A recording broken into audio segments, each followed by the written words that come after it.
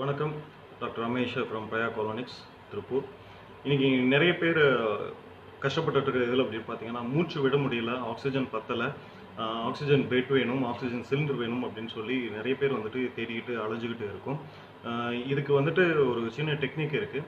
நம்ம உடம்புல நம்மளோட லங்ஸை வந்துட்டு அதோட ஃபங்க்ஷனை இம்ப்ரூவ் பண்ணுறதுக்காக ஒரு சின்ன இந்த மாதிரியான ஒரு வாட்டர் பாட்டில், இந்த பாட்டிலில் ஃபுல்லாக சுடு தண்ணி ஃபில் பண்ணிவிட்டு நம்மளோட கையில், உள்ளங்கையில் இந்த ஏரியா 2 கையிலையும் இந்த ஏரியா அந்த பாட்டிலில் இப்படி சூடு படுற மாதிரி இப்படி ஹோல்ட் பண்ண சொல்லுங்கள்.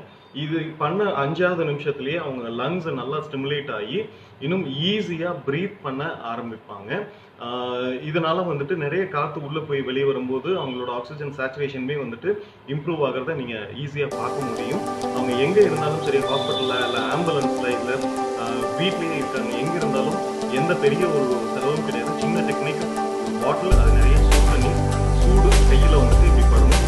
இன்னும் சிவியராக இருக்கிறவங்களுக்கு கால்லையும் பெருவிரலுக்கு கீழே இந்த ஏரியாவில் நீங்கள் இதே மாதிரி வந்துட்டு சூடு வந்துட்டு ஒருத்தரும் கொடுத்தீங்க, சூடு கொஞ்சம் நேரம் வந்துட்டு ஹோல்ட் பண்ணுறாங்க அப்படின்னா இமீடியேட்டாக அவங்க லங்ஸில் வந்து ஸ்டிமுலேட் ஆகி அவங்க ப்ரீத் பண்ண ஆரம்பிப்பாங்க. நிறைய பேர் தேவைப்படுறவங்க இருக்காங்க, அவங்களுக்கு இதை சொல்லிக் கொடுங்க.